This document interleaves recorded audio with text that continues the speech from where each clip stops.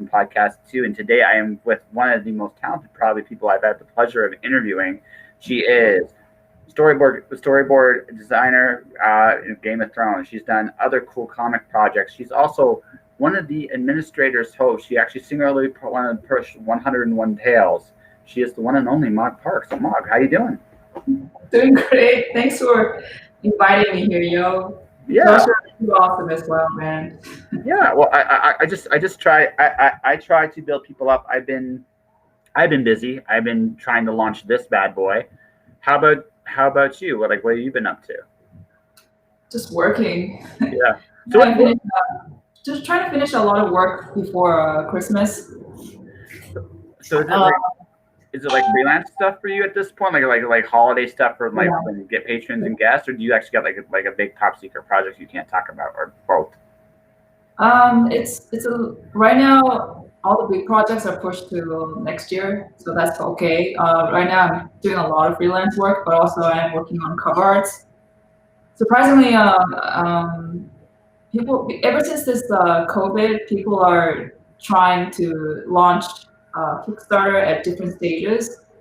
You know, before the COVID, they were very strategic in when to do the Kickstarter, and the busiest peak seasons were certain months of the year. But this year is so different that everything is like going up for grabs, and there's a lot of Kickstarters going on. So I have to do like at least three covers by before the 20th.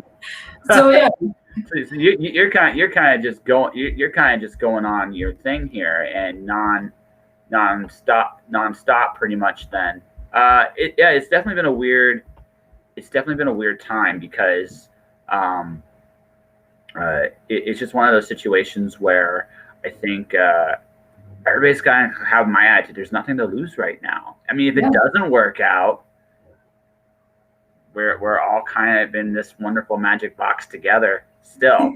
And if it does work out, well, we're still kind of in the magic box together. But I did something cool, right? That's kind of how I feel like this time. It's like this is kind of a time when you can go out there and like you can try new things. And if it doesn't work out, great. It doesn't work out. But if it does work out, awesome. You know what I mean? You're doing your thing, and I mean, I don't know, like that's how I've kind of treated this time. I've treated this time kind of like let's let's make something good happen. And if it doesn't work out, well, I'm still here and I can do other things like fishing or drinking or both. Or and it doesn't matter right now. Like we're in like it's a weird in an odd way when the world's ending, you're kind of free to do whatever you want. It's a weird way of looking at it, but that's kind of how I've seen it. It's like what so shackles are off. I mean, if I don't do it now, when am I gonna do it? You know what I mean? and also Joshua, it's this is like a paradise for introverts. You know, the COVID. I don't know about you. You seem a bit extroverted, but for introverts, this is like, yeah, man. I'll let I'll let you in on a little secret. I'll let you in on a little secret. See, I've had to learn to be an extrovert. I'm actually like when I was a kid, I was a really quiet kid, like really quiet kid. I could open my mouth and talk, but I didn't. I was very shy, very reserved. But see, I've been interviewing people for 20 years. So eventually, what starts to happen is you become more confident. Talking because you have to be because if you're like Miss Mog, can I ask? Like, it doesn't work because people will. I mean, people will come at you and they'll be. You can tell when people are genuine, and it's okay to be nervous and scared when you meet somebody because obviously, if you didn't want to talk to them and interview them, well, then you wouldn't be talking and interviewing with them. Right? Like you have an incredibly accomplished like career as an artist and a professional. You're definitely someone to be admired. But the thing about that is, right? But the thing about that is, you if I wasn't confident, I had to learn to be a bit extroverted. But there are times, man, when I haven't felt it this year very much, but there are times when I just need to recharge. Like I'm like done, right? I crash. Like there is a limit. Like for me, my favorite stuff is like I'm with 4 or 5 people I really like, and that's it. I don't like when it's a convention, I can go on, but I really, when I do have downtime, I really appreciate it because I need that. I don't feed off people. That I do to a point, but eventually it drains me. So I like that. So I think of myself as an introvert that's learned to be extroverted, right? That's kind of what I feel like. I took a weakness and I turned it a little bit into more of a strength, and I think it's good. 'Cause it helps. Again, I have very little fear, and and I can be an ass on myself, and I don't worry about it, if that makes sense. Yeah. She's like, yes, but Yeah. that's the thing, right? Like, I get it though. Like for someone like you, you're a very visual person. You see things, and that's how you record it. So for you, it's easier probably to express things with your images, because although you do have the words and you can do it, it's probably for you. I see it first, right? I just see it. How do I describe all that stuff I see? Is that right? Am I right on that? Yeah. It's I feel like sometimes people who think very visually, they have a hard time when they talk. They sound like a bunch of idiots. Like they skip words or they just slur the words or whatever. It's they sound pretty dumb. I mean, that's including me because we just think so visually. Like we can like think we communicate even inside our heads like visually. So when we try to speak it like just audio wise, it's really hard. But internally, everything makes sense. And then the hardest part is sometimes when I'm working with a project with a bunch of people, like just like visual arts, right? And then I have to describe it to them, and it's kind of hard. They will say, "Hey, come on, give me a concept," and I have it in my head, and I say, "Oh, it's a good one." Yeah. And then they're But no, like, but "Come on, man, it, you gotta spell it out." It's like, no, you just gotta see it. Just wait, just wait. It frustrates them. but again, it's not your first form of communication, right? Your first form is I can make a wonderful picture, and I make a wonderful picture, right? And because you make a wonderful picture and you see it, how much of a perfectionist are you? I should ask that before I actually get to the next point. How much of a perfectionist are you? What a lot. It's detrimental. It's not a good thing. No, but I think I just figured out something about you. Let's see if I'm right. Let's see if I'm right. You're somebody that work like for you, I think, because you have such an incredible imagination and you've got so many worlds inside you. Probably your biggest challenge as a illustrator is you try and do everything you can to see that vision in your head and realizing it, right? And probably for you, it's frustrating because you don't always see how amazing your work is right away. You probably look first at what's missing. Am I right? Yeah. Yeah, am I right? Yeah, it's kind of hard because I think like the last 3 or 4 commissions I just finished, to me it looks like crap. I'm just very unhappy with it. But when like I show it to people or I show it to my manager, which is Mel, he's like, "Oh, it's good," but you can't really see it. So it's exactly like what you said, where um, you tend to see the mistakes and the flaws first. But it's in a way it's a good thing because for the longest time I thought that that's a bad thing too. It is bad generally because sometimes you're in a paralysis where you don't actually produce anything. But if you're managing yourself pretty well, where you can keep producing, and that perfectionistic, weird nitpicking side doesn't go away. The good thing about that part, I realize, is it makes you strive higher and higher. Like you're never satisfied in a way. It's kind of strange. It's kind of weird but you need a little bit of that always. I feel like if you want to keep progressing, because if you don't have that and the moment you're satisfied, you just plateau. Well, sometimes it's not even plateauing, you actually go down. And it's a weird dichotomy. Like artists have to, I feel like any creators have to always walk that line. Is one is you can't be happy, and then one is you kind of have to be happy. But if you're too happy, you're not going to progress. If you're too unhappy, you might want to progress, but you might not produce. But that side, the negative side, actually, this is just my experience. It makes you go on further and further to do better and better. Like even though everyone around you might say, "Oh, it's great, you're great," but inside, you know what's the truth. It has to be your truth in a way. And then if it coincides with your truth and say, "Hey, I think this piece kind of looks okay," and then you keep going on. But most of the time, that kind of voice that you have, it's kind of, I feel like it can be a good thing. I don't know. I'm not making any sense right now, but yes. No, you actually are. Would you like me to get? Can I expand on your thought? Maybe give you a perspective. I'll expand on it. So, in writing, in art, doesn't matter. I think this is my take on art in general. Art is, there is, in one real sense, there's nothing we do that's truly unique. You're putting lines on a page and you're making shapes and you're making them connect, and you're making a very cool Lego puzzle, essentially, is what you're doing, because what you're doing is taking squares, circles, triangles, all these different shapes, and you're creating an image.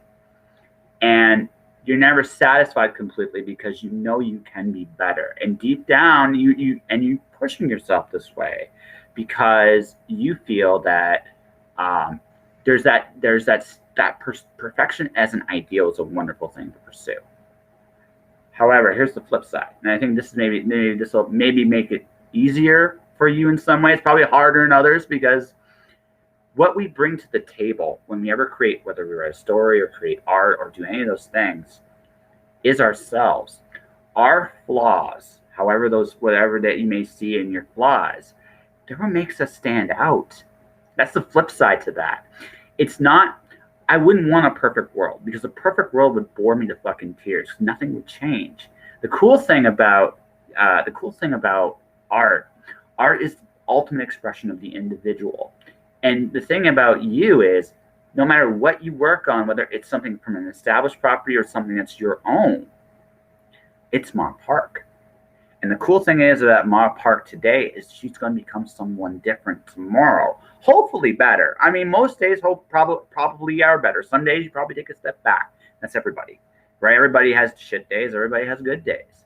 But I think so what I look for, and this is what I kind of find, this is where my balance is, I strive to change. I no longer strive necessarily for perfection, because perfection, as you say, can be a very toxic thing, because we'll never hit that ideal. But what I'm striving for at this point is the ability to change and grow. I'm unique. There are some things about me that will never change, but there's a lot that can. And that, to me, is the true frontier of art. How can I get better? Does that make sense? Yes, yes, and I absolutely agree with you. If everything is perfect and flawless, it'll be boring. There's no taste, nothing. And in fact, segueing from what you just said, Neil Gaiman, he actually said, well, he was quoting from another writer, but he said, a style is the flaw of the artist. Mm-hmm. Right? And then that's what makes it you, is your flaws. And I thought that was really cool. Yeah, because, and honestly, I mean, I don't like, I mean, so even in nature, right? I look at, okay, salt, like sea salt, has these, like, if you look at it like under microscope glass, you hear iodized salt. Iodized salt is like this perfect circular or square, like it's mechanical, and you can tell that this iodized salt is a mechanical manufactured thing. You look at sea salt. Sea salt's got these little black dots in it, like it's different shapes, different sizes, like the grains are just irregular, right? It's really right. But here's the thing, those irregularities in the sea salt actually make it so they absorb into the body better than the iodized salt does, right? Because if it wasn't for the fact that those flaws existed, it wouldn't work as well. Sometimes those flaws are actually what make it better. It's true in nature. It's also true in art. right? I wouldn't want perfection, because perfection to me doesn't, there's no growth, there's no change, there's no style, there's nothing great about perfection. The idea of finding that image in your head and trying to do your best to mirror it, that's cool. But I think what I'm learning to do in my stories, I'm just having fun with the drawing stuff right now. I'm working on getting to the point where I'm confident. That's my goal with art, with that, so I can do comic books and take over the world and all that other wonderful fun stuff. But the thing about anything you do, your style is not only just your flaws, but it's also your growth. It's your personality. It's everything that makes you you. For example, I'm writing a sci-fi novel. I decided to throw in a giant cupcake because I can, and it's the big villain. It's my Frankenstein monster. It's a red velvet Pac-Man-esque cupcake. It doesn't necessarily fit anything conventional, but it doesn't have to. This is just me exploring the fun, the joy of creation itself, right? Yes, it is strange that I came up with a giant cupcake that people want to be murdered by. It is a weird thing, but you know what? It's a fun thing. It's a Disney afternoon thing, right? That's what makes art so wonderful. It's so joyful. I can't duplicate you in a million years. I'll never be able to. There's only one Mog Park. That's what makes it awesome. And the fact that you put the work in, you have, right? Respect, honestly. Wow. Thank you. Yeah. Yeah, but that's so interesting about what you said about the sea salt versus iodine. This is so random, but it reminded me of this story where in kimchi that we all eat, right? Kimchi. To make it, it's a basically fermented cabbage, and to ferment anything you need salt. And for some reason, this specific region, their kimchi is so famous. It's so good, and one day there's a bunch of farmers who, not a farmer, people who actually sell sea salt. They have their salt farm. I don't know what you call them. Yeah. These manufacturer guys, they've been doing it for generations, and because of economy, they're raising their prices. Mm-hmm. And then the locals around them said, "Nah, I'm not gonna use your sea salt anymore. I'm just gonna use cheap iodine salt." And they were worried that their business was gonna go out. But the strange thing is, when the kimchi finally fermented and people were selling kimchi, the taste was just nowhere near the same as the sea salt. Yeah. They were doing. And they're wondering why. What is it in that salt that was so particularly that makes it good? So they looked under a microscopic thing and they broke it down. And what was so interesting was the very weird microscopic impurities that made it so distinct. And it was could only happen in that region, because what was going on was the salt marshes was surrounded by pine tree. It is a specific pine tree that grows indigenous in that area. And these pine trees, during while they're drying the salt, they would flower, and all those pollens of that pine would settle down and mingle with that sea salt. So that's what made their salt so particular. It was that very weird random impurity. Yeah. So I'm sorry. No. But yeah, I think it illustrates my point so well, though, does it not? Yeah. Right? The fact that it's you, right? The fact that it's okay. Going with that. If you want to make, that's why when you go to different regions, the honey tastes different. Different pollens, different bees, different. Everything's just different enough, right? It adds variety, and variety is actually the secret to life, ladies and gentlemen. Variety is what makes. If everything is the same, it never works. It's when everything is different, right? I am me. There's only one me. I'm sure the universe, when they made me, they looked at my mold and they smashed it, because it's like never again. But the deal of it is, because we are all so unique as artists, we stand out, and we all bring something incredibly special to the table. I think the challenge most artists have, honestly, is recognizing their worth, because because you cannot. There is no machine that can duplicate that. Even if robots write stories, like one of the big things is robots writing stories and drawing pictures. it's not going to threaten an artist's living. Because here's the thing, okay? Let's say the robot's name is Al. Al is going to draw some awesome stuff, I am sure. But the thing is, as Al acquires more experiences in the world, Al's drawings are going to change because Al will become a different person the whole way through. That's how it works. I write different stories today. My stories have gotten sillier, which may mean I've become more immature. Well, we'll figure that out somewhere down the road. But same to you. Like when you started drawing, what mattered to you was very different than what matters now. Is that right? Is that accurate? Can you explain that? What matters to you is what matters. So what I mean is, when you started, technically speaking, I'm not talking about the technical stuff, but the things you cared about when you first drew, getting that image right, getting that thing right. I'm sure you still care about that, but you probably also care about the feeling that stuff inspires, the tone, the setting. Like you've gotten more detailed because you learned more, but you've also become a different person. So some of the things you valued as a younger woman, right? I'm sure you're at the ripe old age of 29. I'm sure you're still that kind of thing. But the thing about that is, right, you've evolved as a person. You've changed. So your voice, that voice you had when you were younger, isn't the same. It's got more layers to it. So when you do a picture now, what you cared about then, you might still care about, but you care about a lot more things now. Does that make sense? Yes, thank you. Yes.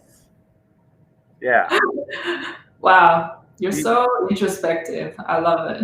Well, it just I've had to be. Like I've been into the abyss, and when you go into the abyss, all that's there is you. And if you're not honest with yourself, you'll never be honest with anybody else. That's how I look at it. Right. So that's me, and that's why I can be openly as silly as I am, because I've given myself permission. I just said, you know what, fuck it. I'm who I am. I'm going to change at my pace. And if people like it, great. If they don't, great. You know what? I'm still doing my thing. And that's why I am who I am. You have probably your own values, what you care about the most. In fact, maybe we'll ask that question right now before we actually get into whatever you're going to work on tonight, and then we'll just talk about whatever the heck you're going to talk about when you're drawing. But what do you care when you do put your work together? What is your goal? Like, what do you care about when you create a piece? Like, is it meeting clients' needs, right? Because I'm sure that's part of it, but I mean, you're putting something of yourself in there too. So what is that quote unquote impurity or that secret ingredient that is Mog Park when she does our work? Man, that's so introspective. Let's see. Number one, no matter what, if there's a pie, I would have to say 60 or even 70% is the client. Mm-hmm. Like myself is not important. It's what they're just hiring you to, in my opinion, they're just hiring you to visualize what they have in their ideas. And there are, of course, different kinds of clients where they just want you to have fun and they want to know my visual world. But most of the time, it's what they want. So I try to make it as best as possible. Now, the signature that comes in, it comes in when what my taste will be, what I find it kind of aesthetically pleasing, and that thing you can't describe it. It's just like what you said. Everybody can like. Not everyone is gonna like Coke. I mean, the drinking Coke, not the drug Coke. You know what I mean? Not everyone's gonna like that. It's okay. But I try to find what just generally pleases with me, aesthetically pleases, and you can kind of break it down to design and all that, and then I just finish the product. It sounds pretty soulless, but sorry. It's not necessary. Okay, let's try we'll flip that, because as you say, so we're gonna say one more fun thing. What was the stuff what got you in? What made you say I wanted to draw for a living? Like how did you if there had to be something you saw, because like for me for writing, it was reading Ray Bradbury's Martian Chronicles. It was one of the most beautiful. Like so, there. One of my favorite stories is it's called There Will Come. I think it's called There Will Come Soft Rains. I don't. But basically, it's about a guy who planted 10,000 trees on Mars. It's just a beautiful little story. He just took the Earth seeds, and the whole story is just him going along the Martian soil and planting these seeds, and then the rain comes. And that's why I think it's called There Will Come Soft Rains. I'm not sure. But then overnight, this whole forest just took over. There was something incredibly magical about how Ray Bradbury told that story. I was like, wow. I want to do this. This is fun, right? It was between that and Isaac Asimov's Foundation. That story is, thanks, Tony. Tony just said this is a great show. This is, yeah. But, yeah. Just Tony Phelps. I just interviewed him. Tony is an awesome writer in his own thing. Tony, you would love Mog. Mog is amazing. Seriously. Yes. But no. No, you are. Just don't fight. You're awesome. Okay. Just deal with it, okay? But there had to be something with you. Like there had to be something where like I look, it's like I want to do something like that. I want to make magic just like that. Somehow, some way, because we all have that. Like there had to be that moment where it's like, boom, I'm leaping in. So I'm just curious what that was for you.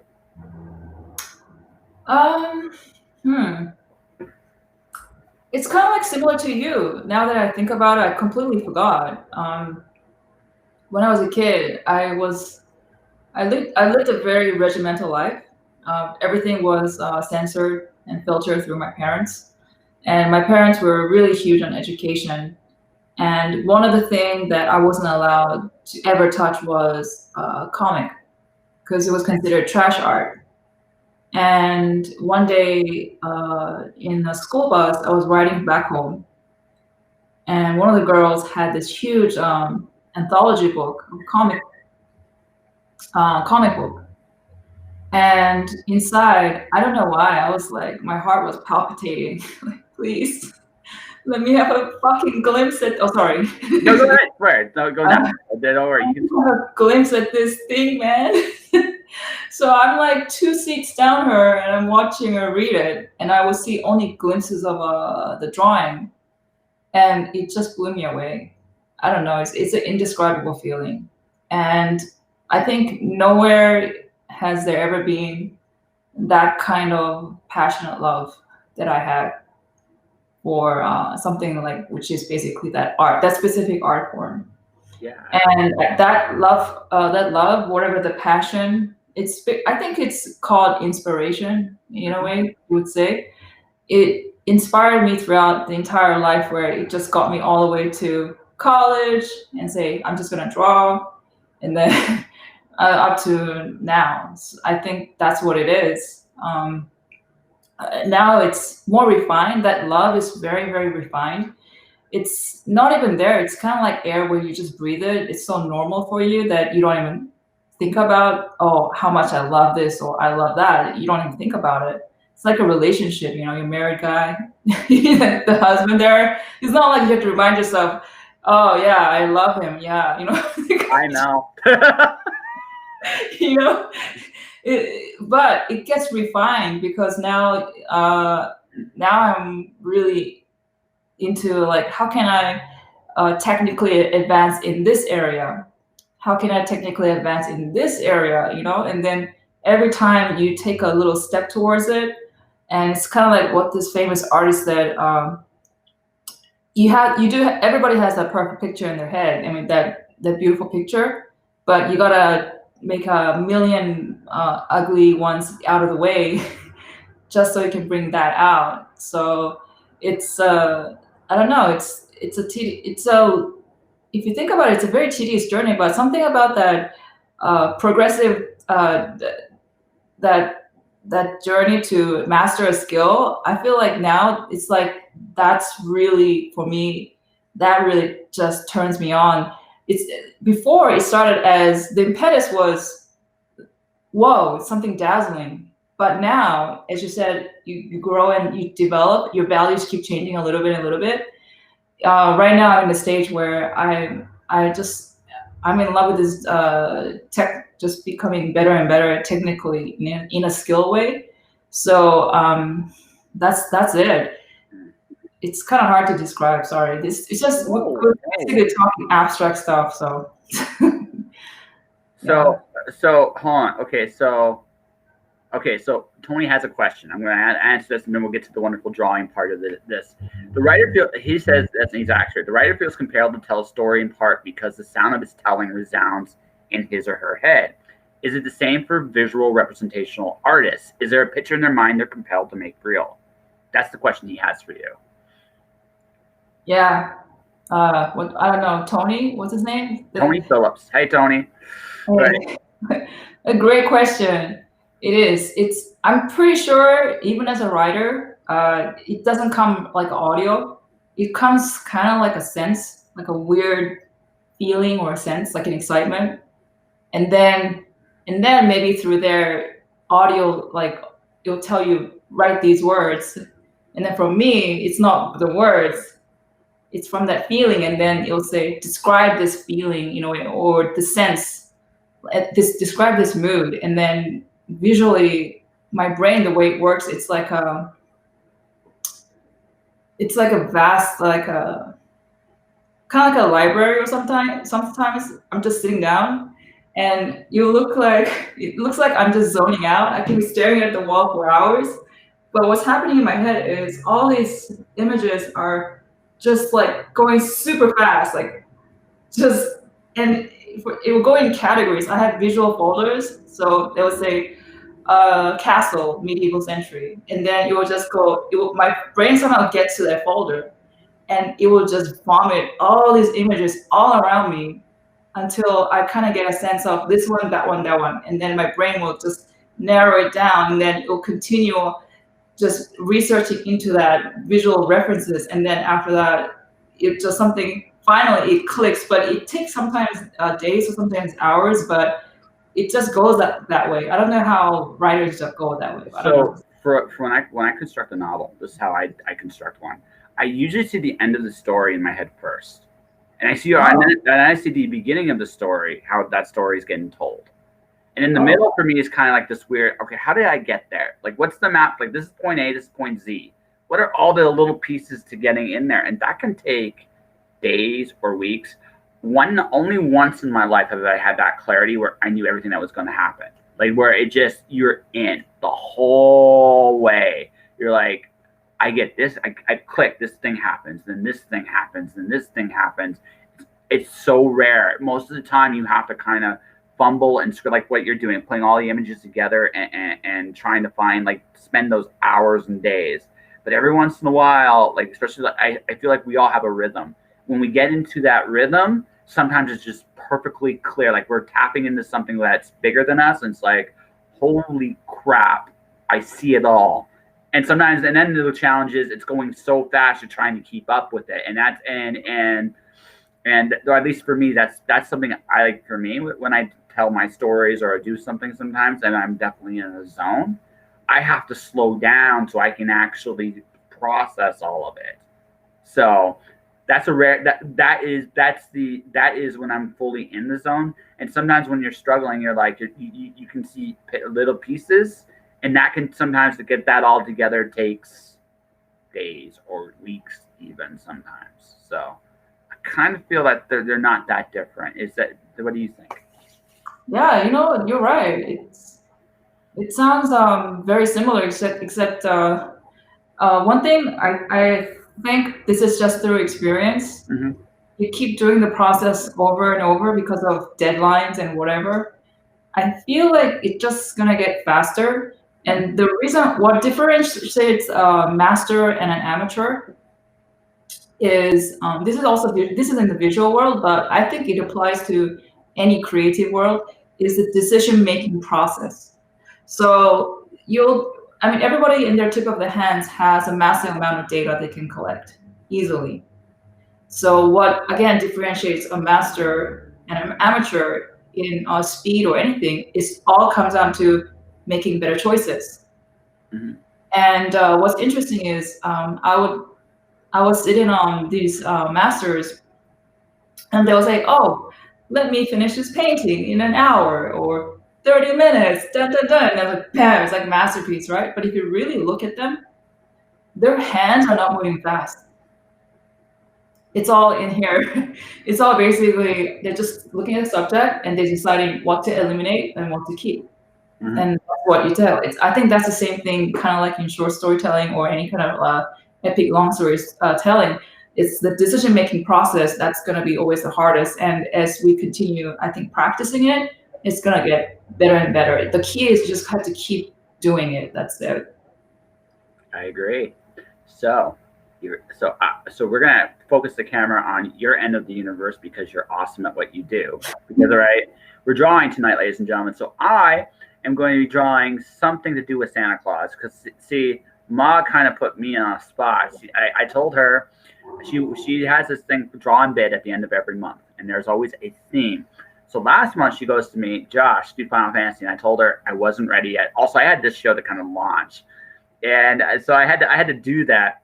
So I started doing drink and draws as a way to get out of my comfort zone. So she goes to me after I'm doing some Ninja Turtle drawings. You're out of excuses, Macron. You're ready for the drink and you're ready for the drawing bit. It's like I'm out of excuses. So I got to actually participate. So I thought for me tonight, that's what I'm going to work on. I'm going to try to. I think I'm probably going to do something with the Grinch because actually the Grinch is super fun to draw. Right, it's super, super fun to draw. I love drawing him earlier. I'm going to probably find something else to draw with him because he's just hilarious. But for you, you're playing with stuff too tonight. So what do you? And we'll still chat as we go a little bit, but there'll be a little bit more. Like again, this is a visual podcast now, so we got to do a little bit more visual. So, right, this is actually the thing is this is so before we get to that, this is one of the reasons why I wanted. More illustrators on the show. You guys do an incredible amount of storytelling in your work, like and I feel like you guys stream all the time, but I feel like a format where you're kind of like talking about your process, like an interview like this, also kind of serves you guys because as we started earlier, you're more visual. You show better than you're comfortable telling. I'm not going to say you don't tell well because you actually tell better than you think you do, but you're more comfortable showing than telling. And I have a big mouth, so I figured this was good. Okay. But Tony wants to meet up with you. I'll set that up when this is over. But what I'm saying is. So that's why I wanted to do this because I think what illustrators do is absolutely incredible. Like the work you do, and the more I'm doing it, the more respect I get. So this is kind of like why, and also the fact that I got someone like you to actually agree to do this is actually just unbelievable for me. So thank you for doing this. So I like that. I like how your interviews are like that because I'm just gonna be honest here since you're a pretty honest guy. yeah. Interviews, in my opinion, after doing it so many times or listening to it so many times, it's kind of boring. And that's one of the reason why the premise of one-on-one tales happened was, after a while, do you want to like sit for 6 days panels just listening to people how they did it, just speaking? I mean, isn't it better? Want to be more entertained when it's mixed with not only like information about how they did it, the creative process, but there's some content to show. You know what I mean? It's like it's more entertaining that way. Like you actually tell instead of you talking about how you write, tell us the story first, and then you can talk about it.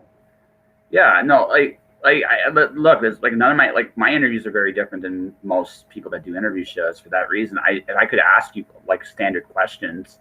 But you've been asked standard questions to death. Do you really want me to do that here? Probably not, right? You probably would rather have a real conversation, which is kind of what we've been doing for the last longer than I anticipated we would be doing this for. The conversation part of it, but it's been good. I learned a lot about you, whether you realize it or not. And you're an incredibly passionate person, and I think that's something I respected that before, but you have this quiet intensity to you that I think I can really admire, and that's the thing about you. I got is you're somebody that you're driven and you go for it, and you may not always be able to say why exactly you want to do it perfectly, But the fact that you just do it is something really admirable, and I really admire you for it. So, and kudos to everything you've done. That's awesome. So, Okay, thank you. yeah. Well, let's get to let's get into it. So, what are you working on? We're gonna go to your screen primarily okay. there because again, people need to see how good you really are. And Okay. so, how do we do Can I that? share a screen now? Yeah, hold on. Let's take a look here. You're in this, right? So so this is the part. This is the experimental part because I'm not as skilled on this end. I can go cinema. So boom. Yeah, that's perfect. Let's say so. I get to be the tiny one. Yeah. Okay. So how can we get that in there? I don't know. Yeah, we're gonna figure this out. We're gonna figure this out. Hold on. From the picture. There we go. Hey, oh, hey, do it. We're tiny little icons. Yes. Isn't that cool? I actually like that. I actually like that. Right? Because I think the focus should be your work because I think your work speaks for itself. So can you tell us real quick before we begin, what's your piece? Well, I may not be able to tell us what the piece exactly is for because I don't know what your project list is, but if you can, great. If you can't, that's totally fine too. But just a bit about like what was the idea behind this if you can elaborate a little bit. Okay, well, first of all, this is a cover art I'm doing. Okay. It's called Reborn, and I believe these guys will start their Kickstarter either on Christmas or New Year's. Ooh. So it's pretty ballsy, you know. Yeah, well, I'm releasing I'm the only thing I'm gonna get my novel out Christmas, but it's probably gonna be out New Year's. So I understand. I totally get it. So right? Yeah. I admire that. These guys have been established since I believe the late 80s to the 90s. Yeah. And it's an interesting concept where it's a multi-dimensional time traveling kind of character where her name is I think Nira, and what happened is the scene starts with the end of the world happens. Mm-hmm. But what she discovers while everybody is dying and being pulled apart and stuff, the whole world, the planet stuff is just being devoured. She somehow, what she had, like clothing or whatever, helps her escape to another timeline away from that. And then she realizes that, oh, she's a special kind of like a cyber agent that can skip through dimensions and time. And probably her objective is how can I prevent that from happening, which is the end. And what's interesting is while that's happening, she meets her other self. So you know how if you keep after a while multi-dimension, like time hopping and stuff, you're going to eventually meet yourself who's doing the same thing. And in this particular storyline that they're going to start off with is they're actually in the same timeline, but one of them is aware and one of them is not aware. So it's kind of weird. It's hard to describe, but that's it. I'm drawing both of them, but they're actually the same person, and this is the cover art that I'm gonna work on. So there you go. That's really cool. Mm-hmm. So I'll just show this real quick, although very, very quickly. My sister gifted me this art book when I started, actually, when this virus happened. So I've been drawing stuff in there just to get better at this point, because eventually I'm going to do my own comic book about a dragon making fun of, it's called New Beginnings, is what it says on the front there for everybody that's curious. And basically, I'm doing a comic eventually about a dragon that makes fun of his creator for drawing whatever he's going to draw. So it's an excuse for me to be not necessarily the greatest at illustration, but as I learn, the dragon grows. So that's what I'll be drawing tonight, the Grinch, because I think the Grinch is freaking cool, right? And you'll be drawing this. So as we go. So how many layers of pencils do you actually do? Because there already looks like you put a lot of work into this. No, I just put like 30 minutes into drawing it, but wow, that's 30 minutes. That's the pencil is as you can see, is on the lower side, on the bottom, and I'm just cleaning up the lines. And then once I clean up the lines, I'm gonna really detail it out. And that's pretty much it. It's pretty simple. It's nothing. Okay, I sure. don't know.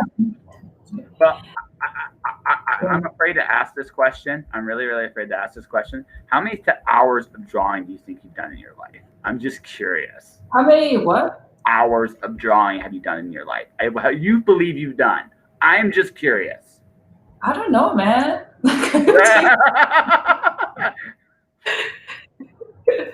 Well, let's just get to. Well, I just draw till the point where you're having problems, like physically. No, it's okay. Tunnel and all that. Yeah, I got it all, man. It's real. No, no, like you did that in a half hour. I am in awe and admire you, right? Yeah, you're really, yeah. I can't argue. Like you're a master of what you do. Talk about Really? masters. I think we're talking to one here. I don't know, man. It's just squiggly lines, so it's okay. No need to get excited, okay? Okay, it's okay. It's okay. Hey, listen. Just take it as a compliment. It's not easy to do what you do. To get to as good as you've gotten has taken a long, long time of working. As you say, mastering a craft, right? So that's what you've done, and honestly, like nothing but respect because that kind of dedication on anything isn't easy. But you are incredibly skilled at what you do. I can see why you are a very, very, very popular. Why people respect your work so much. I can totally see it. Oh man, thank you. Yeah. Yeah. Thanks, I guess. Take it. Am I making you comfortable with the compliments? Yeah, I'm very uncomfortable right now. I'm sorry. You're good at what you do. Right? What do you want me to tell you? Let's stop talking about that. Okay. Okay. Because yes. So yeah, like, can you tell me why? Let's talk about you too. Like, why are you like under this burning desire to draw about the dragon, how to draw? You know. Because to me, see, I've always been a comic book fan, always, and I've loved it. I've loved comics since. So when my parents got divorced way back when I was a kid, yes, my dad got me 2 comic books. One of them is called. This is 1989. Okay, no, early 1990, and they were Starman number 14. I remember them to this day, and Green Lantern number 1. I am literally one of the biggest Green Lantern fans ever because I love the idea of overcoming fear with willpower. That's I think a really amazing concept. And the older I get, the more I feel like that concept like rings true for I think more of us than we care to admit. So unfortunately, my hand coordination has never been the greatest. And for a long time when I was a kid, now I do believe it's important that you know your math, you know how to read, you know how to do the things you need to do, right? But I didn't focus on the art side when I was a kid very much. I was encouraged not to. For right or wrong, it was what it was. Now that I am let's say about 15 years ago, my teeth were damaged chasing a dream. Working for one of my heroes, it didn't end up very well. And when I fixed my teeth, what I've been doing. I'm sorry. Wait. Your teeth were damaged because you were chasing a dream. Yeah, because I ended up working for one of my heroes, and it didn't go very well. It just didn't. I'm not going to go into more detail than that because that opens doors to headaches I'd rather not deal with at this point. But I ended up slowly starving. I was in a place where I was getting food, but the energy I was burning to survive, it was slowly killing me. and my teeth bore the brunt of that damage, is what happened there. And and I fixed the teeth a few years back. One of the things I may have promised to myself, it was I would embrace, because I had to deal with some my own demons, and a lot of my own personal demons that came to the forefront when I went to fix myself. And healing is hard. Healing is really, really hard. You got to come to terms with things about yourself you're not always proud of. You got to come to terms. You got to come to terms with. You got to come to terms with your own failings as a person, and that is a very, very important thing we all have to do. But like I said earlier, when you're in the darkness, you have no choice but to confront yourself.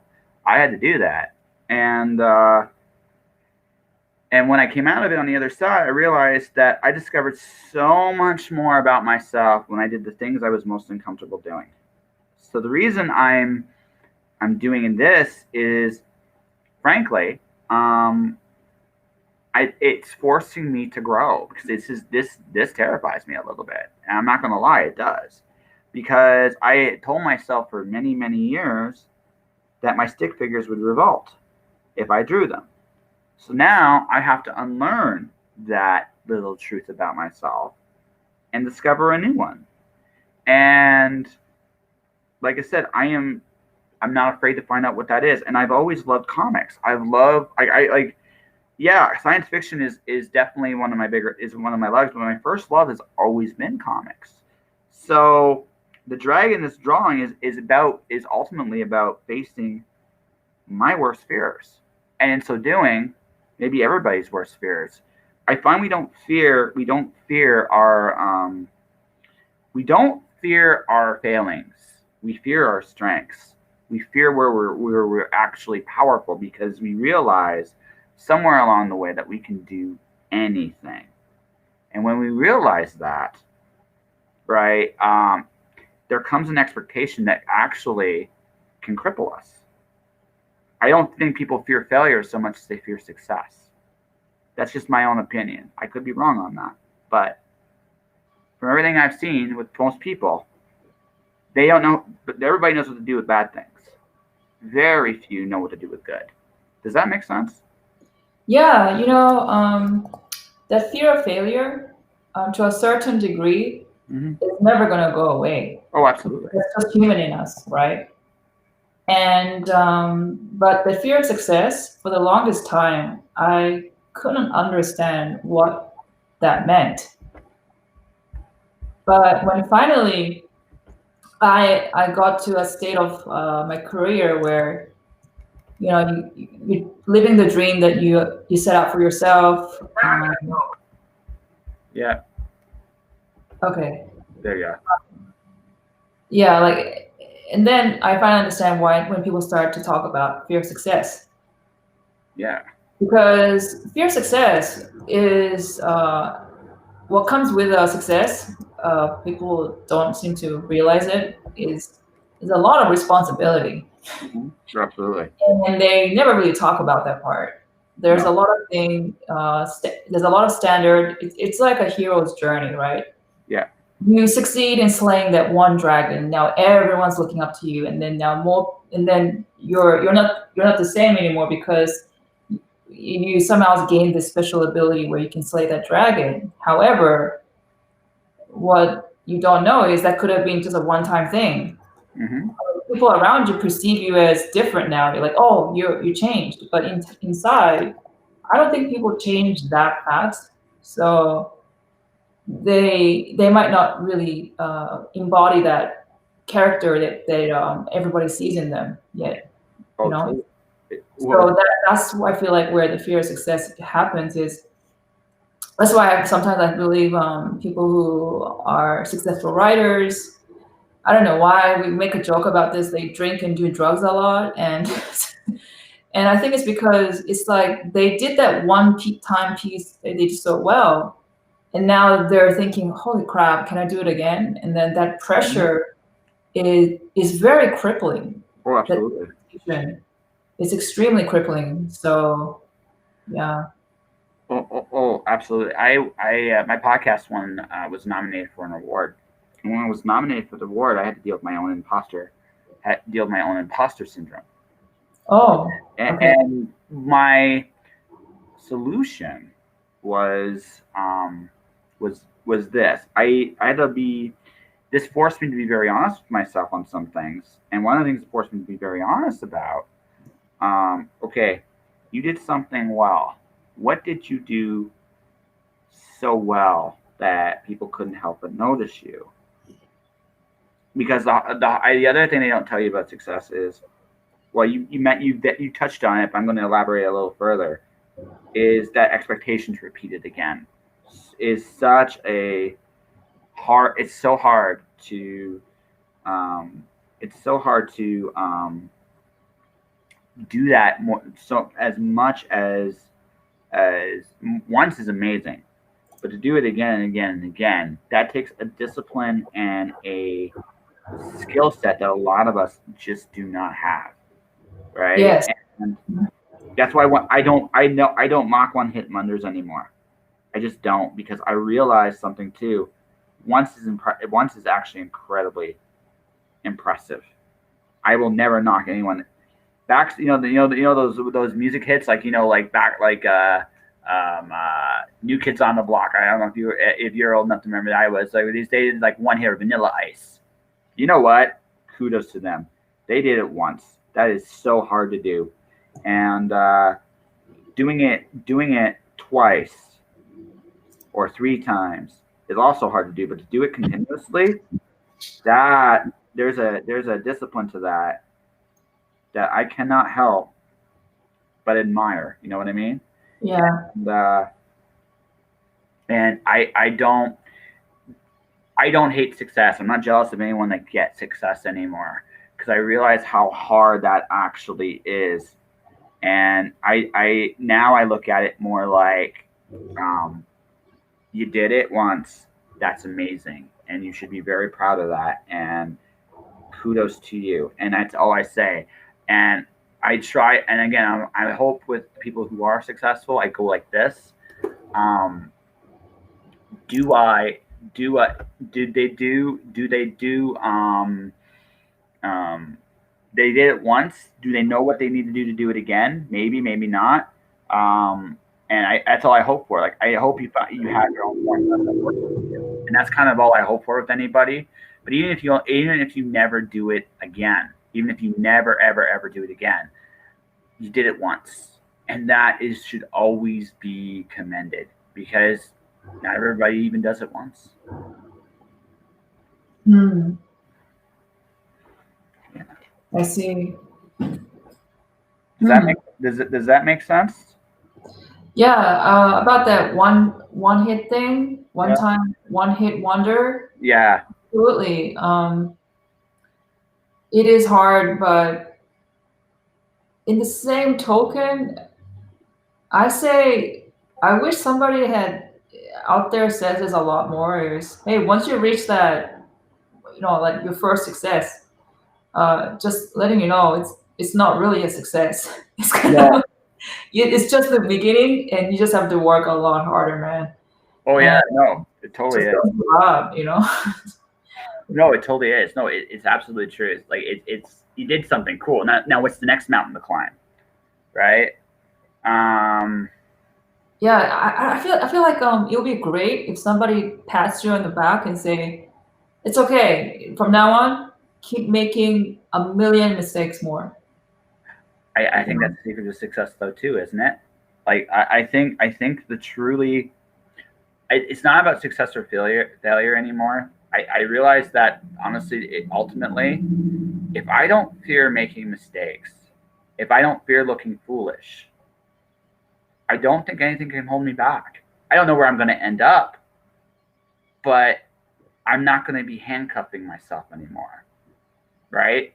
If I'm not afraid of being foolish, if I'm not afraid of making mistakes, but the only thing I should be afraid of is regret, and that's kind of how I feel about it. It's like I shouldn't worry quite so much. I feel like to some degree it's like when you cook something sometimes. You know, when you cook something and you do everything right and it still doesn't work out sometimes, like you just Yeah, learn veggie right. I kind of feel that that's success. Success is like it's like baking a cake. You do everything right. You follow the formula perfectly at what you know works. Sometimes you bake an awesome cake. Sometimes it's gooey. Sometimes it's really, really, really gooey. Sometimes it's so hard it could hit. You could use it as a foreign object, right? Right. The only thing you can control.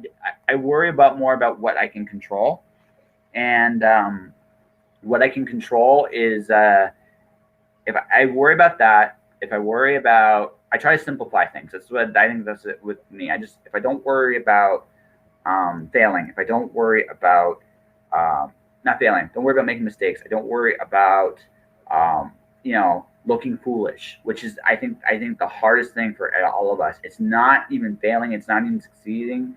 It's that moment when you look out there and put something you work so hard out that you just look. You almost feel like if no one likes it, it crushes you because you did everything you knew how to do, and it just doesn't work. And that's like I think all of our worst nightmares.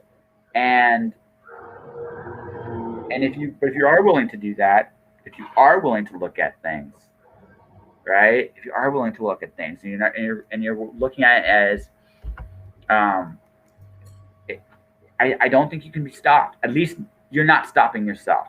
Does that make sense, or am I on something? Um, hmm. I think I know what you mean. Yeah. Um, but there are other kinds of heavy responsibilities that come with it. That part is you won't even have time to think like that. Yeah.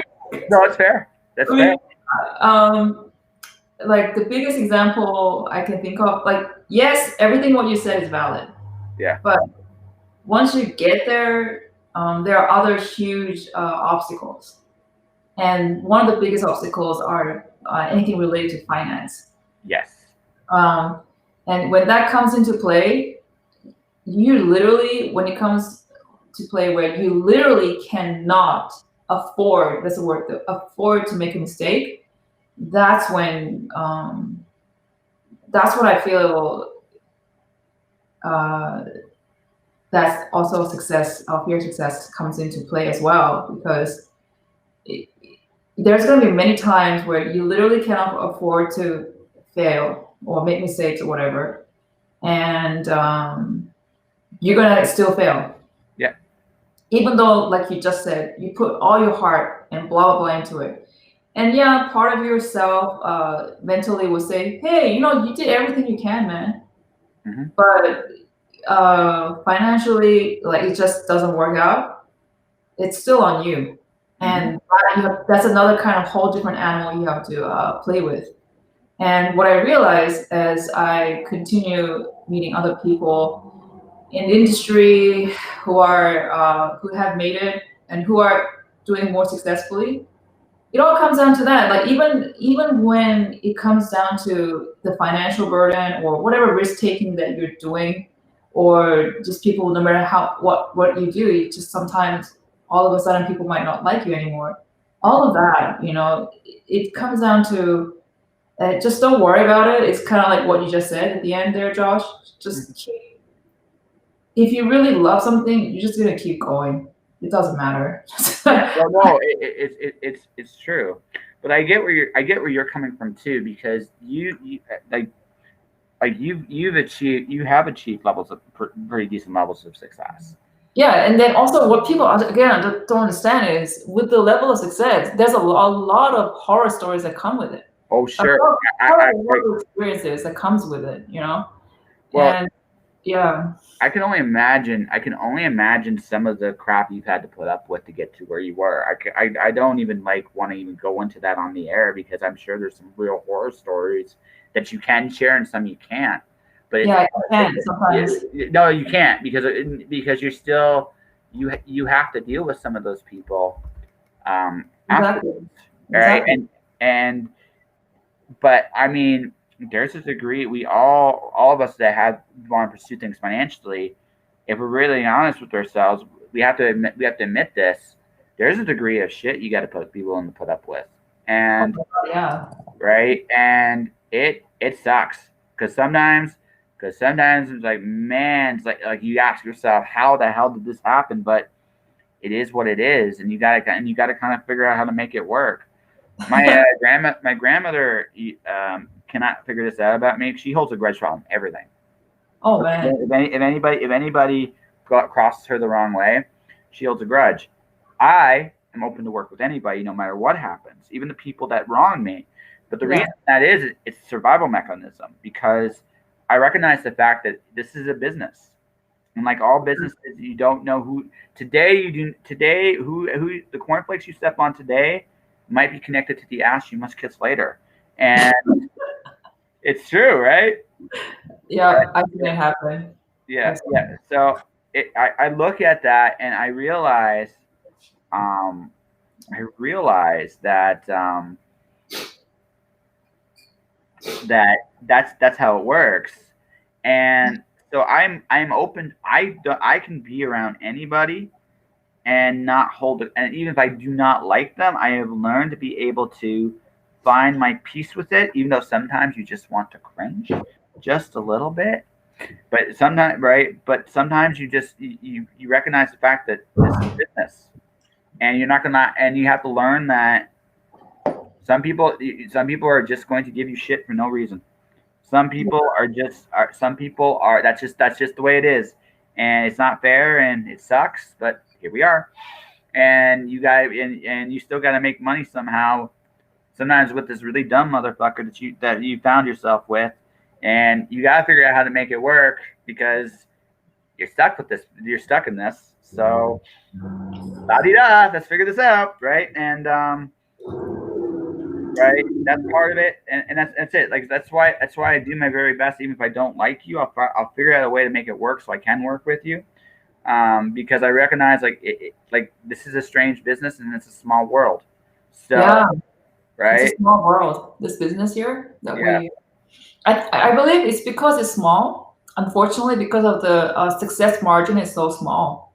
yes, I that's part of it for sure. That's definitely part of it. Um, it's a tough business. It really, But do you really think is. that could be changing, Joshua? It could be changing because of all the Kickstarters and self-publishers are more prevalent out there. It could change. So here's what excites me. Here's what really excites me about this. And hold on. And also, Tony, I haven't forgotten your question. We'll probably come to it at the end of the drink and draw, just so you know. But here's the thing, right? I'm really what's happened in the creative industry is, so it used to be that there was all these studios that were doing something, right? Yeah. Well, and then what happened is now all these big studios started. What are you eating? I'm just curious. Steamed ginger chicken Yummy. with asparagus and rice. Yeah, yummy. but no. So here's what happened, right? All these companies, and there was like this glut where there's all these people who were on top. They very like not all these people, but there was a group of people that on top making a ton of money, and not a whole bunch of it was trickling down. So what's happening now is as these traditional publishing companies and studios are merging, right? They are focusing on projects they know their formulas work, that know that their formulas are actually working on. They're right, and again, strictly if we're talking strictly on a business level, you understand their decision, even if I don't really fully agree with it. I understand it, right? Right. It's not as cut and dry that there's a balance. I think traditional publishing has to do with taking risk, because it's the only way the industry grows. But that said, that's a conversation for another day. But what's happened now is there's 8 billion people on this planet, and there's all these niches that aren't being served. So when I look at the comic book companies, right? Comic book companies are, I mean, Diamond kind of crushed a lot of channels for a lot of creators for many years. Well, now, and more so than even the comic companies themselves, It was the fact that it was one distributor that pretty much crushed the market, right? Yeah. So now what's happening in North America is, um, right, is, well, there's still lots of people with niches that want to be filled, and these comic companies aren't doing it anymore, which is totally cool because it creates opportunities. Um, I make fun of it. I call him the Where's Waldo of comics, but I look at Chuck Pinot, like a guy like him. That's a guy that should be working for one of the big two that isn't, but he's got a home because he can help so many people in the industry, right? And if Chuck, you are listening to this, hey buddy, how you doing? But he's got there's room for him because you're in a I'm really proud of that hand I drew of the Grinch. I'm going to show you that at the end. I'm really proud of that. I actually did. Hands are so hard. They are so hard. They are. Yeah, they are ridiculously hard. It's like, but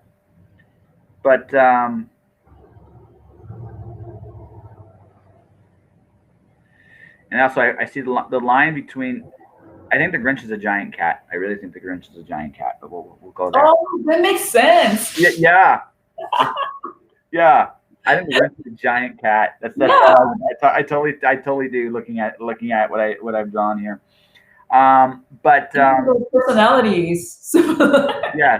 But anyways, but so I think publishing is going to become more independent.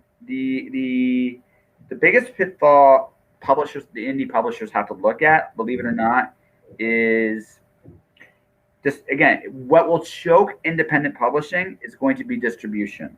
So what we got to be very careful about are like from a business standpoint, what can choke you out, right? What can choke you out?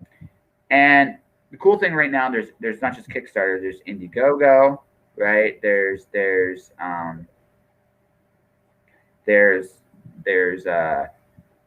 what the heck? I'm thinking. Just my mind's just blanked on it. GoFundMe exists. Yeah. Kickstarter. Kickstarter is the big one. Kickstarter has quietly for the last I don't know, probably probably for the last 5 years has been the number 1 or 2 actual publisher in comics. It's been quiet. Now people are seeing it. Like people are realizing it's like, holy crap, this is where the money is. Even with independent like author stuff, Kickstarter and crowdfunding is the future of that too, because I'm looking at, for me, March or May, probably May next year, I'm going to launch my first Kickstarter as with one of my novels, right? Because I see it as a niche that's not being fulfilled, right? I can provide a product that nobody else can. If it's outside the box, and I'm strictly as a business thing here, it's outside the box, so I know it'll grab attention, right? And that opportunity has presented itself because the traditional publishing models are changing and evolving. In one real sense, traditional publishing is no longer about the final product you make in front. It's about what it can connect you to. And I think going forward, right? Yeah, I would love to work for DC Comics, but only for like probably a short time. I'm much more interested in building my own brand. Exactly. And, right. I'm much more interested in building my own brand. I'd love to work for book-wise. I'd love to get published by Daw Books. I would love to get published by Tor, right? But the only reason I really want to be published by them is because they give me access. They give me access to places I can't get to on my own, and that's the last door traditional publishing has. And if they ever lose that door, traditional publishing is dead. because then Oh.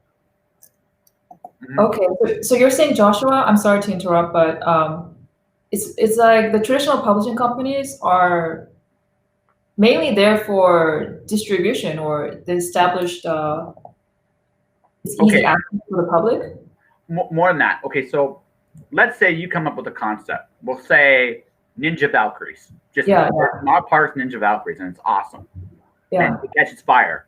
yeah, A traditional publisher might give you access to movie studios, game companies, um, places like bigger media chains.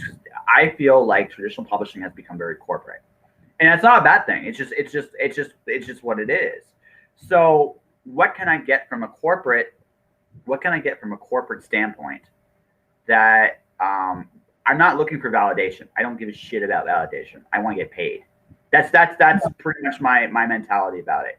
I don't care about it. What I care about is what can you give me that I cannot get on my own. This is even true with my podcast, oh, right? That's my yeah, business. That's me as a businessman thinking about this, because I can create my own audience. I'm building my own audience as we speak. That's what we're doing right now. Also building your own audience too. That's yes, what we're doing, right? hmm, So we can build our audiences on our own, but what we have access to, that's a trickier question, right? Now you have connections in places I don't. I have connections in places you don't. hmm, We could work together and collaborate and figure out where the best fits are with each other, if that makes right, and come up with and grow our networks that way. hmm, But the flip side is, okay, so a traditional publisher, I don't have a connection to Disney, but maybe a traditional publisher like Hyperion, who is a Disney imprint, does, right? Maybe as a comic book property, I want do a Marvel movie. I'll work for Marvel Comics. Makes sense. So it's literally, or maybe I go to work for Boom. Boom's a great company. I love it.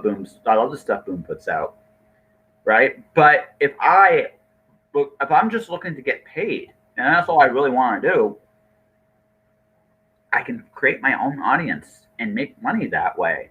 yeah, That right. I can do that on my own. The only reason I think we're going to go to traditional publishing is because it's becoming a much like the big five has become the big four with books. Comics is essentially what we got what five really good companies in comics, maybe four, depending on how you look at it. You got DC, Marvel, Image, Boom, Dark Horse, right? that's about it. Yeah, Yeah, and they're all great companies. I'm not saying they're any of them are bad to work for, but if I'm looking, okay, if I want to build my brand, I go to Image or Boom. If I want to bit like they can offer me that middle ground of I can build myself up and have a platform that's mainstream that might get attention for a movie deal or a video game deal, yeah, right? hmm, But if I can get all that on my own, why would I go to a traditional publisher? Does that make yeah.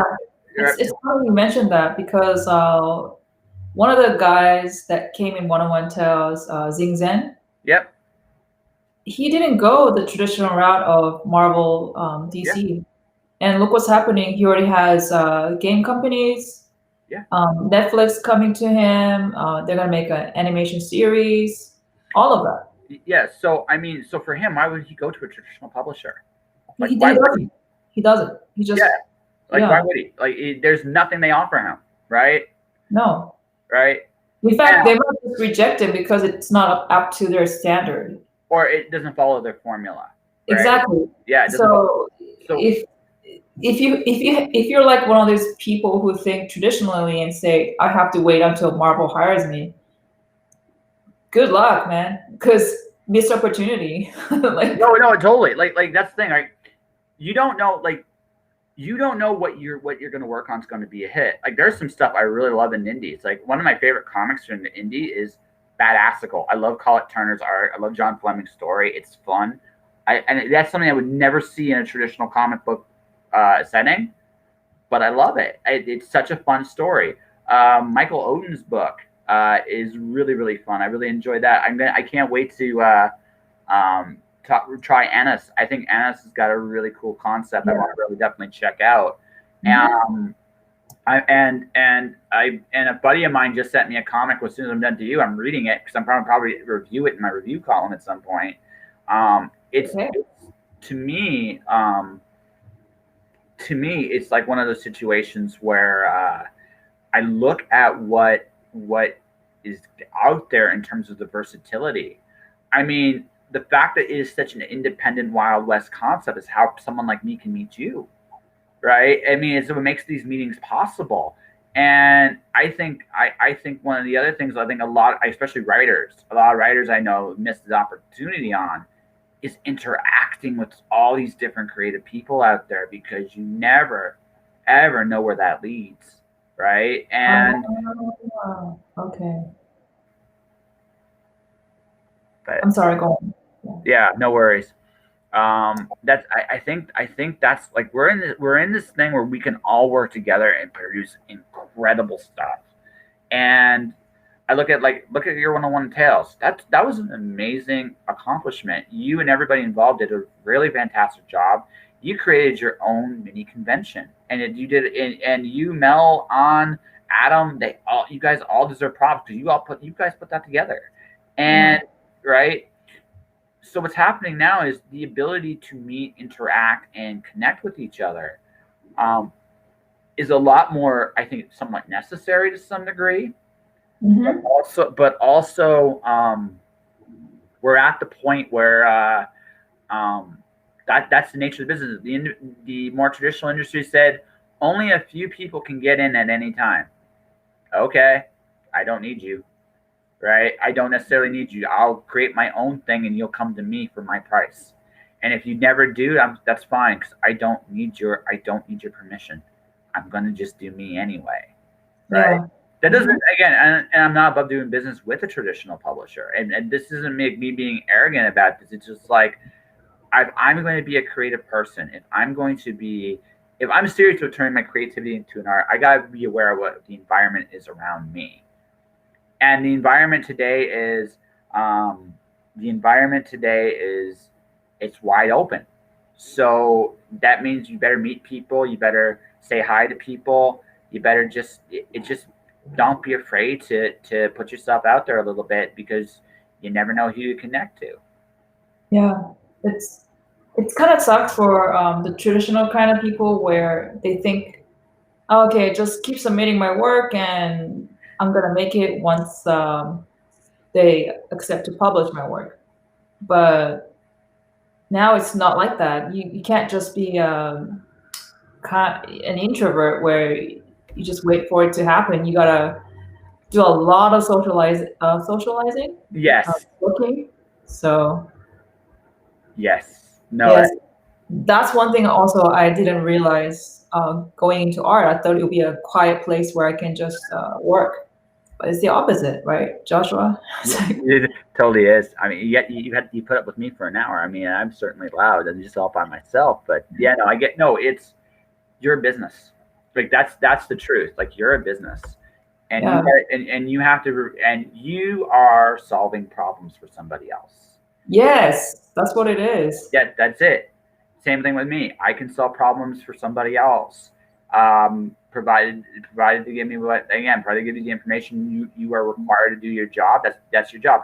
Artists are problem solvers. That's what artists are. They're not like if we did this honestly as um if we did this honestly as a realistic thing, what we do in terms of a practical business, we create stories to allow presentations, sales, ideas to come across to a page. We're communicating to a vast audience or an audience of one.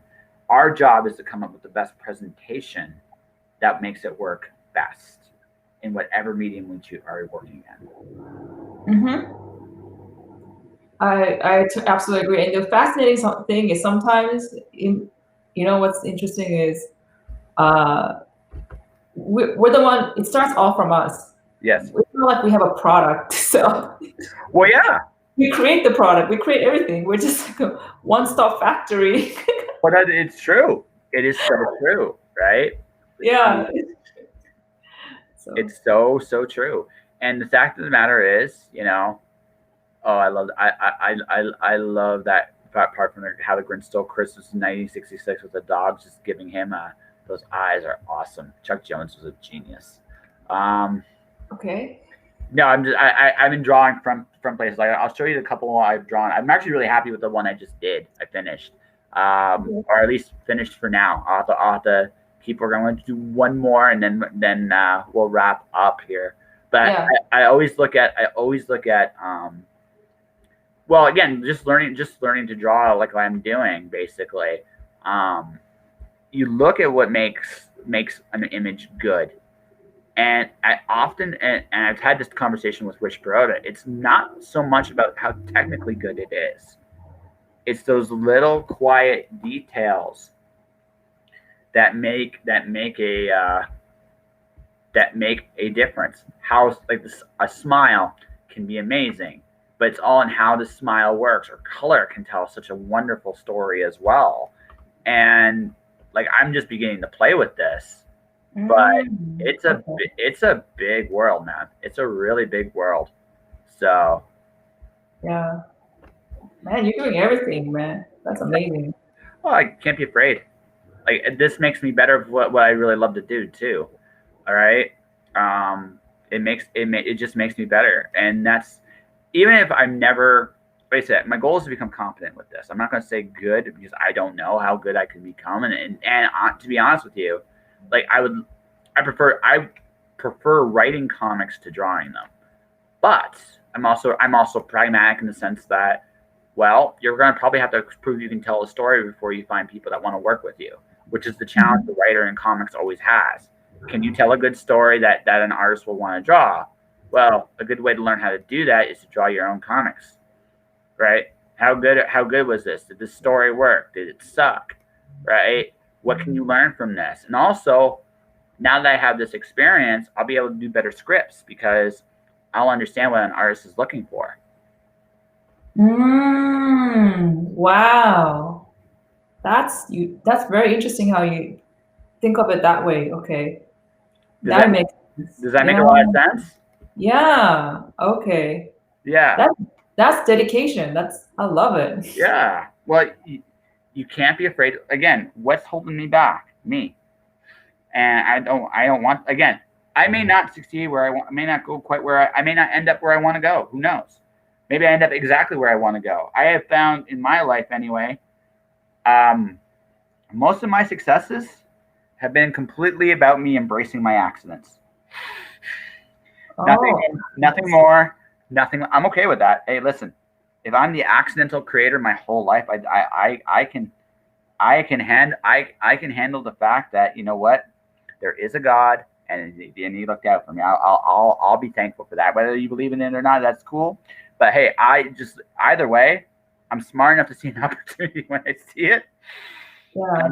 All right, and I'm just gonna go with it. And if that means if at the end of my life you fluked out and you got lucky, cool. I'll take it. I'll take it. I'm not. No one cares how you succeed at the end of the day, right? All that matters is the final result. And if my final result is, I did all right, I can live with it. So that's me. I embrace my accidents. You said you learn to recognize opportunities, right? Mm-hmm. What if you did recognize it, but you thought you had everything ready, but you found out you just weren't ready? That's forgivable. But you know what? Here's the thing. Okay, let's say for the sake of argument, I go in there and I get my ass kicked. Super hard. I just get worked. Okay. Yeah. I get worked. Here's what's going to happen.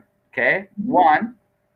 So old martial arts instructors used to beat the crap out of their students. They would come in, they'd beat the crap out of you, and the end of it was, thank you for the lesson. Yeah. I know how to get my butt kicked. Fantastic, right? But here's the thing. I have learned more about myself and about when I've had my ass kicked. right? I don't learn as much when I succeed, because when I succeed, I still learn. Don't get me wrong, but I've learned that when it doesn't work out the way I want it to, when it doesn't go the way I think it's going to go, that can be a number of different reasons. Maybe I I I didn't have the technical skill. Yeah. That's forgivable. I can learn that technical skill down the road, right? I always believe that opportunities, right, do come your way when you are ready to experience, to benefit something from them. Now, whether you actually do or not is another story, but you don't actually know. You don't actually know what that is until you go through that. Sometimes it's not that you're ready to succeed, but you're ready to learn something from it. That's kind of how I see it. So I get my ass kicked. Okay. Yeah. Right. Well, what did you learn from it? You're still here. Tomorrow's another day. You can get up and you can fight again, and you can keep doing this, or if you want to do something else, you can do something else, right? If that's what you want to do, you have that option as well. There's no shame in that. Hey, let's say when I do finish this comic, okay, if I decide I never want to draw another comic again, that's totally fine. That doesn't change the fact that I did this comic, right? It's that doesn't change the fact that I accomplished it once, right? And if that's all I want is one opportunity, there's nothing wrong with that. Really, I got to be the one to live with myself, not anybody else, right? Yep. So there's that aspect to it, right? The important thing is that the important thing I have learned in life is you learn more. You learn more from doing, and even if you fail, usually those failures go somewhere. You may not be sure where they're going. You may not. It may not work. They never work out. I have learned this in my life. They never work out like I imagine it to be, and it's never worked out exactly as I visualized in my head. Yes. That is so true. Yeah. Joshua, when people say they have visual boards and they stick it up in the board and then it comes true in 5 years or something. Yeah. No, my experience, that crap doesn't work because success will come in very strange way that you would have never predicted. For example, me, right? This is just my example. And by the way, very great answer to that question. And I'll tell you why I asked that question too. So, yeah, it just I wanted to be what is it? First, I wanted to be a comic artist, and then somehow I got into what is it? I got into a commercial industry, with TV industry. I would have never predicted that. And then after that, I suddenly got into game industry. So I would have never freaking in my million years. I didn't go out to set on my visual board or something like, oh, I'm game design. No, it just sometimes you gotta be open. It just happens to you. And another factor is sometimes when you're open to it, opportunities will come to your lap. You think you're ready, and you're not. You're completely not ready. You just can't do it. So I actually got a chance to create my own comics in a very prestigious comic book publishing company. I won't name the names. No name names. Yeah, but so, and then they said, hey, we like everything you do. We love your drawing, your blah blah blah. I'll even have this editor assigned to you, and you guys can work a story. And you come up with your story, you have everything, you can do it. Just go for it, right? And so you're talking about like a dream come true that you've been dreaming, pining for, right? And then you fail because you realize, well, for me, like I realized I wasn't ready. I didn't even know how to do a damn story. I never actually completed a story. I never, did anything, and I never really had a deadline to work on in such a fast pace. So I got dropped. But that's when I realized, oh, sometimes you think you're ready and opportunity does come and you grab it by the horns, but it's not gonna work out. Like you think you're at a like this level, but you find that you're not. And then what do you do? Like after that, you really have to know how to pick yourself up from that and just keep going on. It's devastating when it happens, by the way. Oh, sure it is. No, it absolutely is. I have my own experiences with it. It is absolutely devastating to realize that you do not measure up to what you think you want. Yeah. It can be brutal. Yeah, and also you realize in a very hard way where you have to work on. But in the same time, I learned the most from my hardest what we call failures, mistakes. So in a way, if you on hindsight, I look back, I'm grateful that it Mhm. did happen. It hurts. I don't wish it upon anybody, but at the same time, I learned to be grateful about that experience. So. The hardest lessons you go through in life tend to be the ones that stick with you, and also they're the ones you're grateful you have. You just never wish you went through it. That's actually, yeah, that I find that that's the thing. He's like, you just like, did I have to go through all of that to get to this? And maybe, and you know what? Maybe so, because what tends to happen, I think, you never forget. No, you will never forget because you got No. burned so bad. Yeah, exactly. Right, but you never forget. And I think the strongest of us keep going. And I look at what you're doing here. I look at what the fact that you're still doing covers, which I think is and I do think one day you'll try again on the interiors, even if it's not, even if it's just for you, right? I think you'll try again, Mhm. and I think next time, even if it doesn't work out, again, it may not work out like you imagined it will work out, but I also do think next time you'll do better.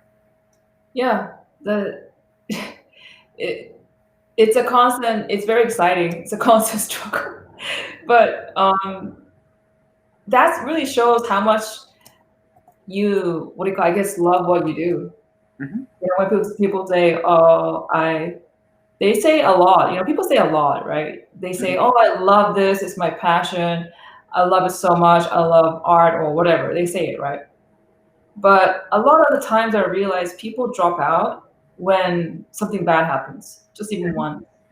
They just drop out Yeah. because they got hurt or whatever. And the people who really go on, and even though they got hurt, I feel like is the people who really do love what they do. Yeah. That's true love. I mean, that's like in even a relationship. You had one tiny argument, or you had one big argument, and then you said that's it, divorce. I mean, that doesn't apply.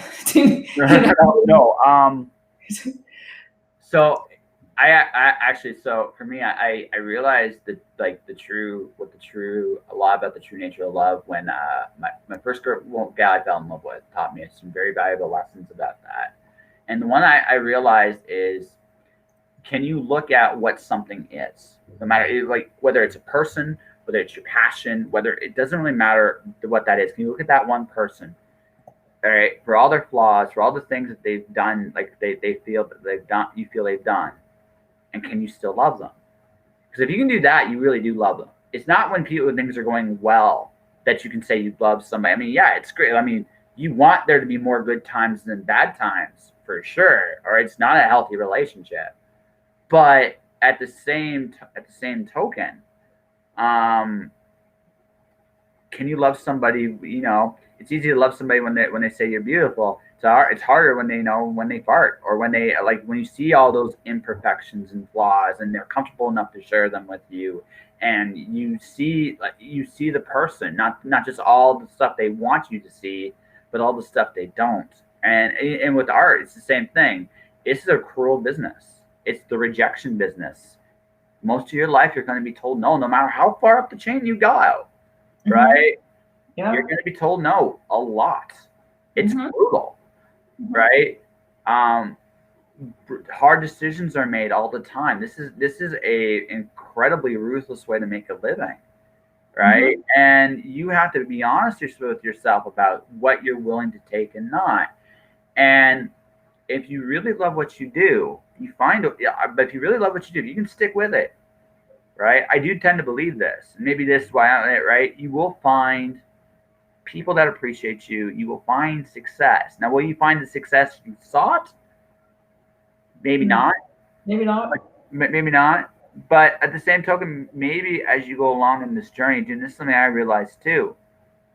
Maybe the fact that you didn't get it might have been a good thing. Exactly. Exactly. Yeah. So, Yep. There you go. yeah, I think this is actually a good place to wrap this up. If you're cool. I mean, I know you're still working, and I'm not going to certainly get in the way of that. But what I am going to do, we're going to go like this, and then we're going to go like this. Oh wow! I'm playing with this. I'm playing with the Restream.io is what I'm doing tonight, ladies and gentlemen. I'm learning some new things. Actually, I'll keep it like this because honestly, this is actually a really cool way to wrap this up. Because Okay. Mog, your stuff's awesome. So this, I'll show you what I drew. Yeah, tell me. Yeah. So this, can you see it? No, okay. Let me see if I can help with the lighting here. Because I'm using pencils and I'm trying to do this. I did 3 drawings of the Grinch. See if that helped. If that makes it visible, great. If not, I'll turn that out. Actually, that might work. That might work better. Okay. Can you see that? No. Yes. No. Oh, that's so cute. Yeah, that's the Ninja Turtle. There's the Grinch. Grinch Oh 1. God, you captured his expression. Here. Let's go number 2. Well, actually, here I learned something about the Grinch. Actually, I'll tell you about this because my third one isn't as good as my favorite one's this one. I think you need to full screen it because it's getting cropped. Okay, so let's see if I have the help. I don't know if I can. So I'll make myself the spotlight here. Yoink. Oh, okay. Now we can see. Oh. So these are the Grinches I did. Yeah. Right. So I figured out how the Grinch's smile worked on the third one. So I figured out what the key to his smile is. Now that I understand it, I can make the Grinch anytime I want. It is Dr. Seuss, ladies and gentlemen, was a genius. He really, really was a genius. 1 second here to turn the light back on. What was the way? What was the secret? The squiggly line. You make his smile squiggly, deliberately squiggly. You squiggle it in such a way that here, I'm going to get rid of my spotlight. Yoink. You squiggle it in such a way that it's all in the squiggle. It's not when you draw a smiley face. There's it's generally a straight line. Yeah. With the Grinch, it's all squiggles. He does the smile, so you recognize it, but he jags it up with little squiggles here and there, and that's what makes it so sinister. And it's such a simple little thing, and I'm like, that's ingenious. And it's like, yeah. I love the stylized art styles. Like, I personally think Dr. Seuss is my all-time favorite graphic novelist. And anyone wants to argue he's not a graphic novelist, I'll fight you on that. I think his best is he's words and pictures together and in a brilliant way. But that's what makes the Grinch such a Grinch. And he's a cat. He is, simply put, he is a cat. That's what he is. I learned something today. Yeah. He's a cat. Yeah. I learned from you too. You're pretty awesome. I'm sorry, you're gonna have to deal with this. Pretty awesome. I'm never gonna say otherwise. I'm just never not. You're pretty awesome too. Yeah. You're a great conversationalist. Yeah, but it's a gift. It's what I do. But before we go, there's a couple questions. Tony had one more question, and then we're gonna wrap up by plugging whatever it is you're working on, right? So everything else you're working on. So Tony asked way back in the day, does culture or heritage play a role in the fetishization of tiny feet and minuscule waists? It's a great sketch, and I would suggest it tells us something about the artist's background and assumptions. He's curious about. That's just something he observed in your sketch. Oh, I don't know. It's actually more catered to my client, what his taste is. Okay, no, that's so you might have to ask him that question. That's a fair answer. That is a fair answer.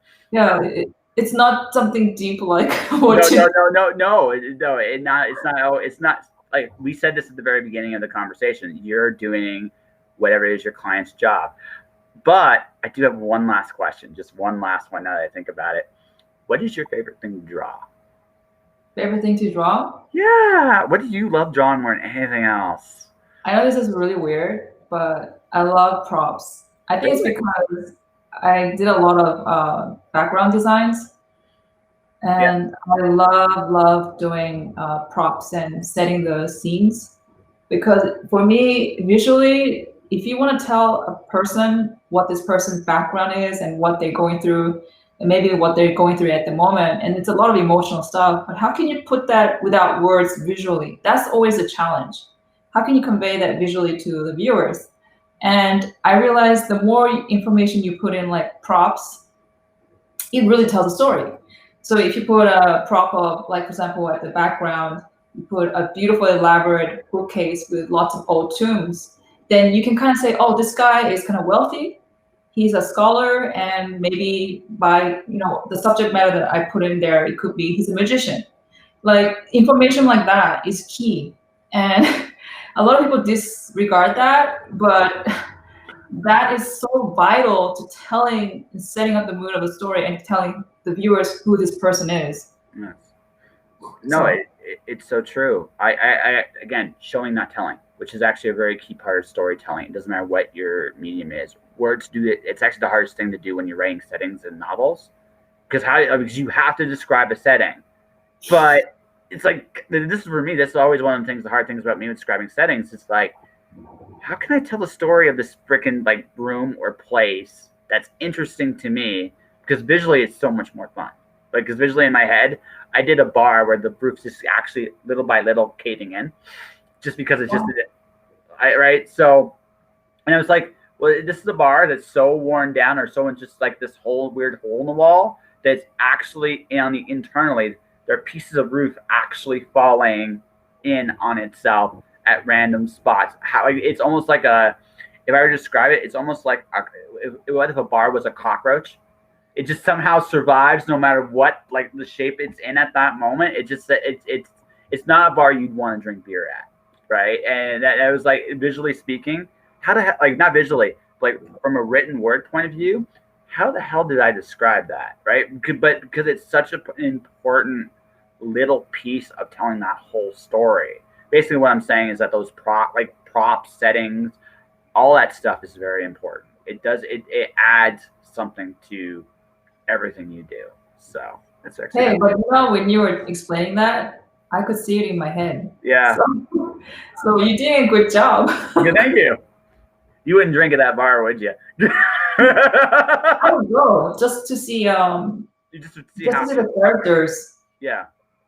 Actually, I would go visually. It seems very interesting. I can almost imagine like when it's raining, you see the drips of water falling, and everybody has like a spit pot or something underneath it. That's amazing. I like that. I don't know. I might actually steal that. I might actually steal that. If I that's love okay. it. Yeah, that's really cool. So you are doing a lot of like freelance stuff, pieces stuff. You mentioned the Kickstarter earlier. Maybe you want to repeat it here again just for your client. But is there anything you're working on specifically for you right now that you can talk about? I actually have projects that I would like to work on. I mean, not like to. I'm going to work on after what I'm done. I don't want to disclose that, No, it's fine. but I would like to invite you guys more often to come on every Sunday. I do a drawing bit, and I mean, every Sunday I do. I'm on Artist Alley Shopping Network, so it's AASN, and it's from 6 p.m. to 8 p.m. California time every Sunday. You can just come in, like what we're doing here with Joshua, and say hi, and then and sometimes I sell my sketches there, and once a month I do a drawing bit. It's becoming a pretty big event. It's fun, and Joshua here, he's going to participate. Yes, I am. Yes, I am. And you guys can participate too. You guys can come in and like draw. Also, the theme is Naughty Santa or something like that. You know, it's something Christmassy. So if you guys can do that, it's good. But if not, just come in and see the variety of all these different artists taking the same theme but with different interpretations. That's what's fascinating, because it's a chance to see visually how people see the world in their way. you can say an apple and everybody draws a different apple. It's like that. And that's for me the best part about drawing bit. It's not really about auctioning or making money. It really is not about that. It's just having a lot of time, a lot of fun, and it's like drink and draw. It was our way of doing drink and draw, but it's not drink. We just do draw and bid. Yeah. No, fair enough. Yeah, no, fair enough. So one last thing, how can people find you specifically? People want to actually get a hold of you. How would they do so? Oh, it's very simple. It's like my name. I guess on my hair, it's Mog Park. You can find me Mog Park at Instagram or Facebook. The best way to get in touch with me for work or anything is just message me. Facebook is the faster way, and that's it. Pretty simple. Very simple. I want to thank Mark very much for this very wonderful time. I really enjoyed this conversation. So anyone that's listening to this or watching this, I have a Twitch channel, Twitch TV /Just Joshing Podcast. Hit the subscribe button. I have my YouTube channel as well, Joshua Pantelresco. Hit that. Next week, I got an incredible lineup of people to follow this. It's going to be tough to top Mog, but I'll try and do my best. I want to thank Mog. I want to thank everybody that listened. Stay inspired. Keep shining in the darkness. And I'll talk to you guys very soon.